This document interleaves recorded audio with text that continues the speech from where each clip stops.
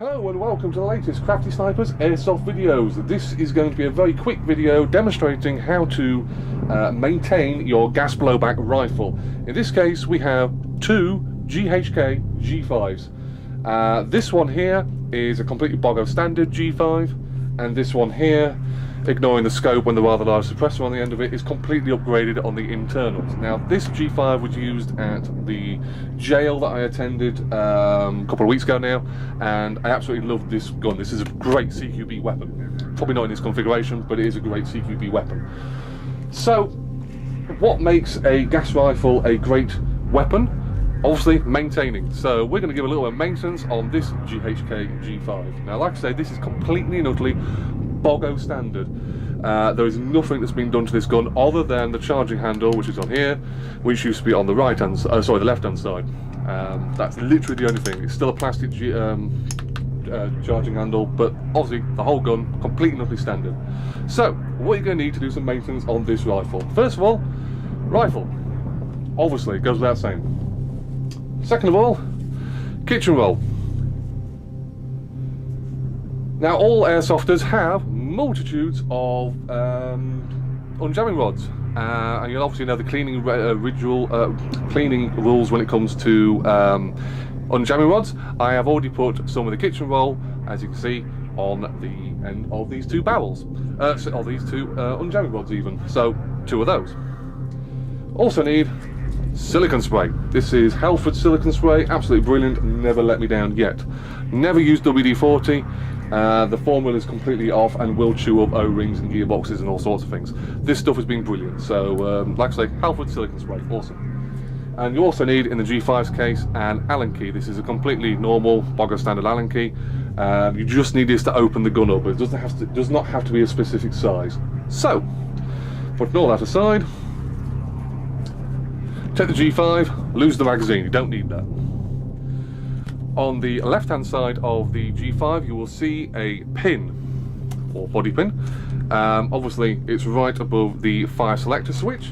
This is where you take your Allen key and you place your Allen key against the body pin and push it through.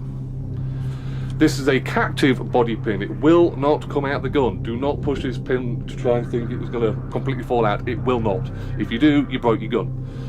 Once the pin is in the correct position, you can now break open the G5, like so. Then take the rear part of the recoil system, which has the recoil spring and the bolt assembly, which will follow, and just pull that out the gun. There is nothing else holding this into the gun, so put your gun down, and now you have the bolt assembly. That's the recoil spring. This is a boggo standard bolt assembly. You can get a heavy bolt, and I do believe now you can get a lighter bolt as well for some unknown reason.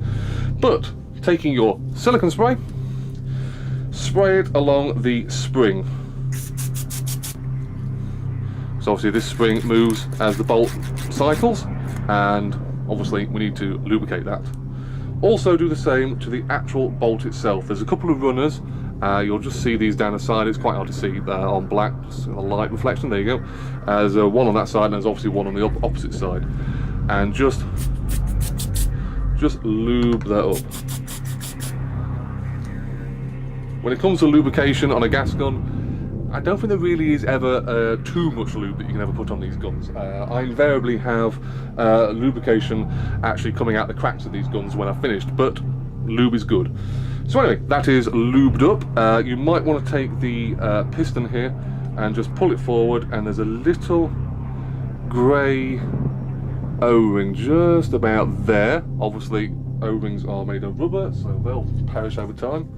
So again, taking your can of spray, just put a little bit on there. Work the action a bit so that it actually works and everything is fine. So putting this to one side, taking hold of your G5. Now in the low receiver we have the firing mechanism. Obviously there's a lot of metal parts in here that have to move in a certain way for this gun to cycle. So again, lubricate.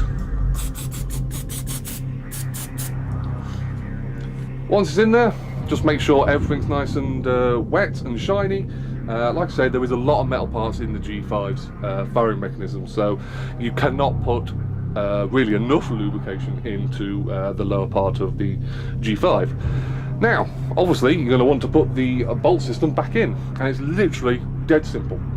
Taking hold of the bolt assembly, sliding it into the same channels that it came out of, and it will just slide in. Make sure that the recoil system is completely, or just a little bit less flush than the actual back of the gun. Taking the gun, put it back together. Now, it will only go so far. What you got to do is get to that point, press your finger in here, press the recoil spring in a little bit, and it allows the upper receiver to slide into place. Obviously, once it's slid into place, give the rear body pin a bit of a knock, and it knocks into place, and that's it. That is your gun completely and utterly working. Very nice. So, now move on to the inner barrel, which is very important on a gas rifle. Because this one is using green gas, and green gas has a lubrication in it, the lubrication does get into the inner barrel, which can over time gunk your barrel up. So, this is where these two come back in again. So, taking hold of one of them, doesn't matter which one, these have to be clean, obviously kitchen roll. You get your silicone spray, and just put a little bit of it onto the kitchen roll. And this is the only time you're ever going to look down the front of your own gun, but basically slide it in until it goes down the inner barrel, and just feed it in. I'll turn that around so you can actually see.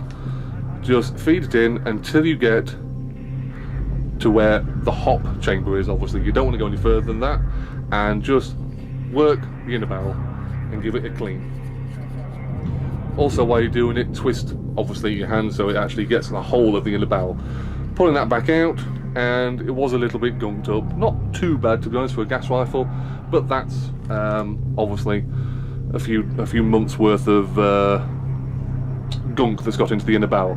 Now, whenever you put something wet, this is going to sound really perverted, but whenever you put anything wet inside an inner barrel, you must replace it with something that was dry. So that's the wet one. Don't need that anymore.